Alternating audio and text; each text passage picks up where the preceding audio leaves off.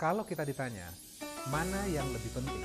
Kita berdoa minta rezeki atau meminta petunjuk? Ternyata jawabannya ada di dalam surat Al-Fatihah yang kita baca setiap rakaat ketika kita sholat. Apa permintaan kita? Ihdinas siratal mustaqim.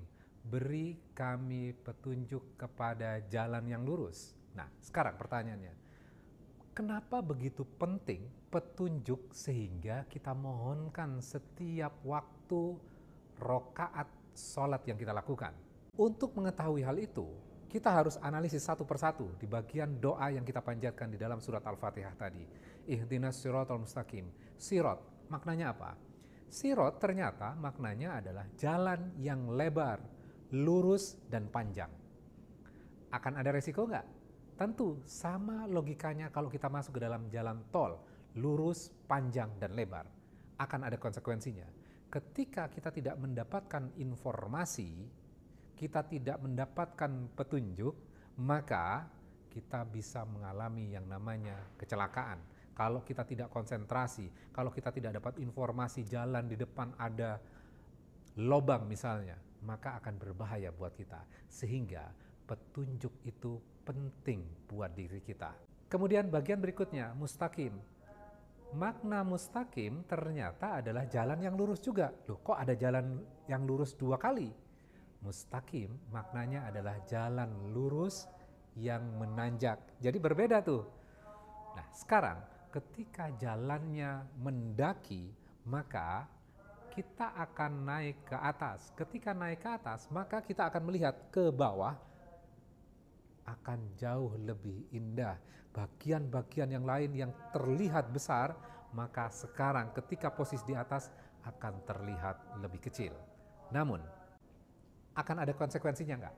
Tentu, ketika kita naik ke atas, maka akan ada risiko yang lebih besar. Kita bisa terjatuh. Ketika menghadapi kondisi seperti ini, maka kita minta petunjuk.